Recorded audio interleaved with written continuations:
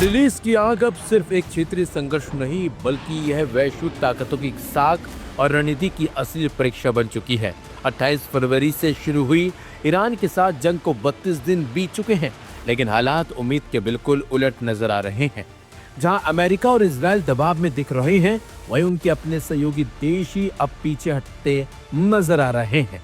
सबसे चौंकाने वाली बात तो यह है कि इटली और तुर्की जैसे अहम नाटो सहयोगियों ने न सिर्फ इस युद्ध में शामिल होने से इनकार कर दिया, बल्कि अपनी जमीन का इस्तेमाल तक नहीं करने दिया। ये फैसला सिर्फ सैन्य रणनीति नहीं बल्कि वैश्विक राजनीति में बदलते समीकरणों का बड़ा संकेत है।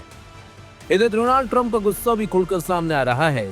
सहयोगियों की इस दूरी को वो धोखा मान रहे हैं, लेकिन सवाल यह है कि क्या वाकई धोखा है ये, या फिर अमेरिका की नीतियों पर उठता अविश्वास।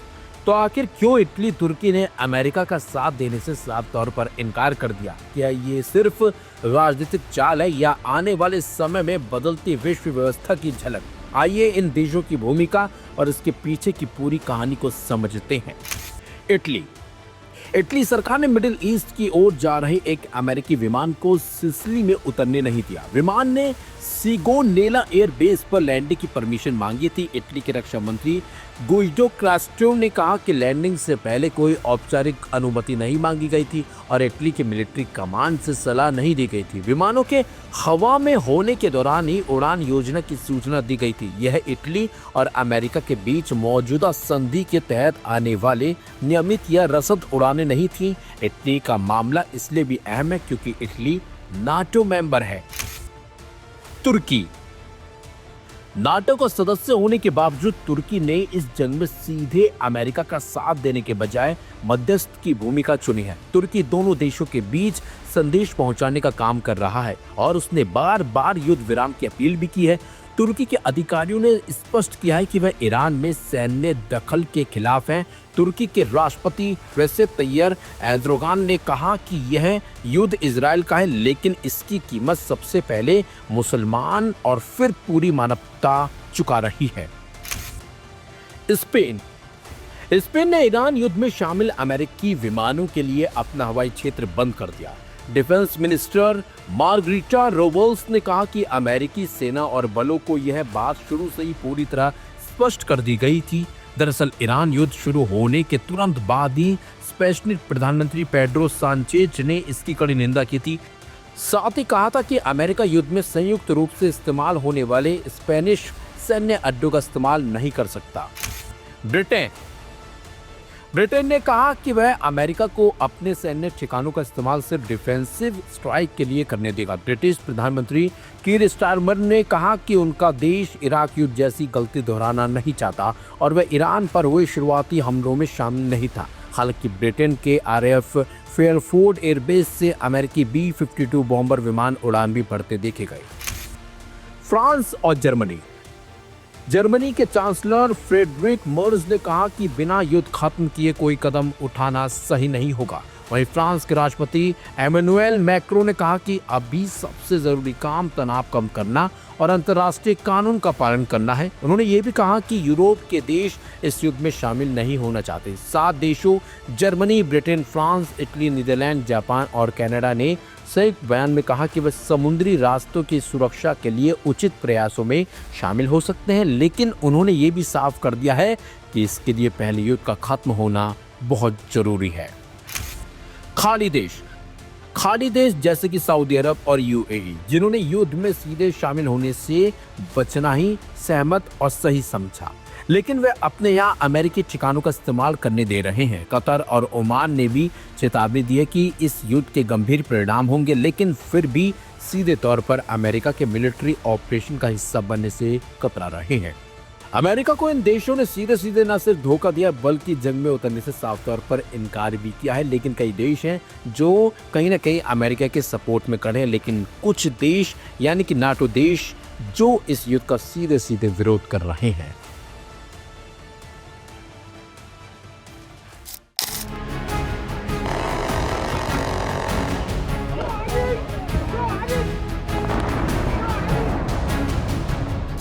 ईरान के साथ चल रही जंग ने न सिर्फ मिडिल ईस्ट बल्कि वैश्विक राजनीति को भी हिलाकर रख दिया। 1 महीने से ज्यादा समय बीत जाने के बाद भी हालात काबू में आते नहीं दिख रहे। इसी बीच अमेरिकी राष्ट्रपति डोनाल्ड ट्रंप का हालिया बयान कई बड़े संकेत देता है, खासकर उनकी नाराजगी, दबाव और बदलती रणनीति को लेकर। ट्रंप का सहयोगी देशों के प्रति सख्त रुख यह दर्शाता है कि जंग उनकी उम्मीदों के मुताबिक आगे नहीं बढ़ पा रही है।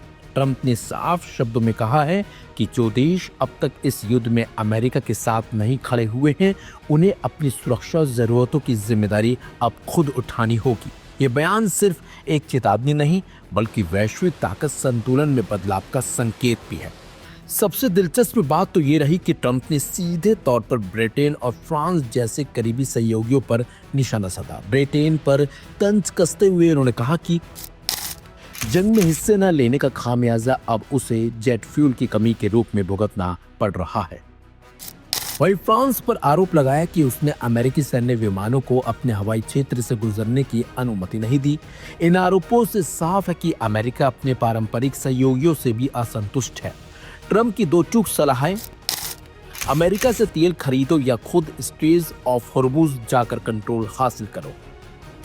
दरअसल उनकी अमेरिका फर्स्ट नीति का ही विस्तार है कि यह बयान बताता है कि अब अमेरिका हर परिस्थिति में अपने सहयोगियों की ढाल बनने के मूड में नहीं है। हालांकि इस पूरी स्थिति का दूसरा पहलू उतना ही महत्वपूर्ण है। ट्रंप का यह भी कहना है कि ईरान लगभग तबाह हो चुका है और मुश्किल काम पूरा हो गया। एक तरह से खुद को मजबूत दिखाने की कोशिश भी हो सकती है, लेकिन जमीनी हकीकत यह है कि जंग अब तक निर्णायक मोड़ पर नहीं पहुंची। भारी जनहानि, तेल आपूर्ति में संकट और बढ़ता वैश्विक तनाव इस बात का संकेत है कि स्थिति अभी भी बेहद जटिल बनी हुई है, यानी कि अनकंट्रोल है। वहीं विशेषज्ञों का मानना है कि ट्रंप पर घरेलू और अंतर्राष्ट्रीय दबाव बढ़ता जा रहा है। जंग लंबी खींचने से न केवल आर्थिक असर पड़ रहा है, बल्कि उनकी राजनीतिक छवि भी दांव पर लग गई है। ऐसे में सहयोगियों पर दबाव बनाना एक रणनीतिक कदम हो सकता है, ताकि जिम्मेदारी को साझा किया जा सके। कुल मिलाकर ट्रंप का यह तीखा रुख इस बात की ओर इशारा करता है कि अमेरिका अब अकेले इस जंग का बोझ उठाने के लिए तैयार नहीं है। साथ ही साथ ये भी साफ है कि इस संघर्ष ने उनकी शुरुआती उम्मीदों पर पानी फेर दिया है। अब देखना यही होगा कि क्या सहयोगी देश आगे बढ़कर जिम्मेदारी लेते हैं या फिर ये जंग और भी ज्यादा जटिल मोड़ लेती है।